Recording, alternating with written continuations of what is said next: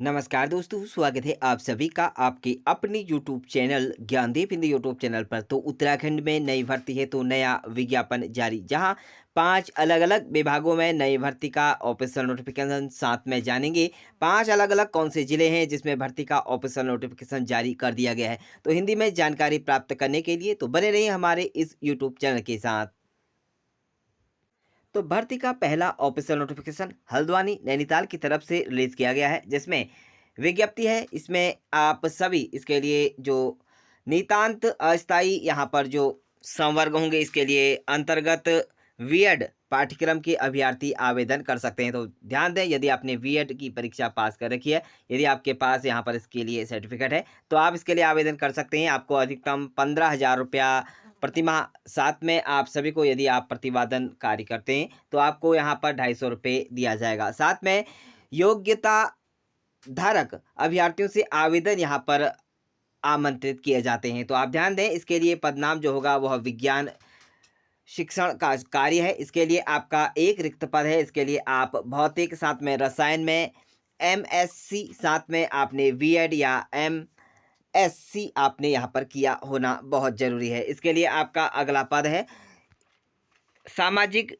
शिक्षण का कार्य है। इसके लिए आप इसके लिए पद देख सकते हैं। इसके लिए एक पद है। इसके लिए इतिहास, भूगोल या राजनीतिक शास्त्र, अर्थशास्त्र या नागरिक शास्त्र में आपने यहाँ पर एम ए बीएड या आपने पीएचडी आपने यहाँ पर किया होना अनिवार्य है। यदि आपने यह सभी शैक्षणिक योग्यता आपने यहाँ पर पा रखी है तो आप इसके लिए एमबीपीजी यहाँ पर राजकीय स्नातकोत्तर विद्यालय हल्द्वानी में आप इसके लिए आवेदन कर सकते हैं। तो अगली भर्ती का नोटिफिकेशन यहाँ पर हरिद्वार की तरफ से रिलीज किया गया है। इसके लिए आप इसके लिए पद देख सकते हैं।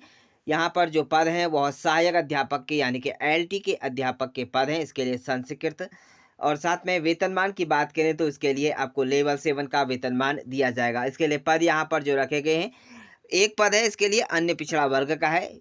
तो आप ध्यान दें, इसके लिए आपने राजकीय शैक्षणिक योग्यता की बात करें, राजकीय शैक्षणिक यहाँ पर जो एलटी एवं प्रवक्ता भर्ती नियमावली में आपने वर्ष अनुसार आपने यहाँ पर उत्तराखंड विद्यालय शिक्षा 2006 अधिनियम के तहत आपने यहाँ पर प्रख्यापित विनिमय 2009 के अंतर्गत आपने इसके लिए समय होगा आपके पास देहरादून तक। जो दिनांक है वह 25 अप्रैल 2018 वह समय का शासनादेश आप यहाँ पर जारी कर सकते हैं। 21 से 42 वर्ष तक के अभ्यर्थी इसके लिए आवेदन कर सकते हैं। तो अगला पद होगा यहाँ पर जो व्यायामकर्ता का पद होगा। इसके लिए आप सहायक अध्यापक, इसके लिए आप ध्यान दें एलटी के पद हैं। इसके लिए लेवल 7 का वेतनमान दिया जाएगा। यहाँ पर सामान्य वर्ग के लिए एक पद निकाला गया है। तो आप ध्यान दें, इसके लिए भी एक पद है। कुल 2 पदों के लिए आवेदन कर सकते हैं। इसके लिए यदि आप आवेदन कर रहे हैं तो यहाँ पर सहायक अध्यापक एलटी संस्कृत व सहायक अध्यापक व्यायाम के पदों हेतु आप आवेदन यहाँ पर कार्यालय मुख्य शिक्षा अधिकारी हरिद्वार में आप 300 रुपये का रेखांकित यहाँ पर पोस्टल ऑर्डर या बैंक ड्राफ्ट जो मुख्य शिक्षा अधिकारी हरिद्वार के नाम से हो और डाकघर या बैंक रोशनाबाद हरिद्वार में देय हो तो जमा कर सकते हैं। इसके लिए आप यहाँ पर 21 दिन का समय आपको दिया जा रहा है। तो ऑफिशियल नोटिफिकेशन के समय से लेकर आप यहाँ पर 17 तारीख से लेकर आप 21 दिन के भीतर इसके लिए आवेदन कर सकते हैं। और आवेदन उसके बाद 21 दिन के बाद यहाँ पर आवेदन पर विचार नहीं किया जाएगा। आपको सभी शैक्षणिक योग्यता और साथ में आपको इसके लिए जो स्वप्रमाणित यहाँ पर छायावृत्ति और साथ में आपने यहाँ पर संलग्न की होनी जरूरी है। तो आप इसके लिए आवेदन कर रहे हैं तो आप ध्यान दें, इसके लिए आवेदन करने के लिए आपको 12/9/2024 को जारी कम में जो जिन अभ्यर्थियों ने यदि आवेदन कर रखा था उनको भी इच्छुक व अर्ह होने की दशा में आप अभ्यर्थी हेतु पुनः नए सिरे से आवेदन करना होगा। तो आप ध्यान दें, यदि आपने पहले आवेदन किया था 2024 में तो इससे पुनः आपको इसके लिए आवेदन करने को बोला जा रहा है। तो अगली भर्ती का ऑफिशियल नोटिफिकेशन यहाँ पर चंपावत की तरफ से रिलीज किया गया है, जिसमें विज्ञप्ति होगी। इसमें काउंसलिंग के आधार पर यहाँ पर विज्ञप्ति निकाली गई है। तो आप ध्यान दें, इसके लिए प्राथमिक अध्यापक की भर्ती के लिए यहाँ पर जो काउंसलिंग की जा रही है यह चंपावत में इसकी काउंसलिंग की जाएगी।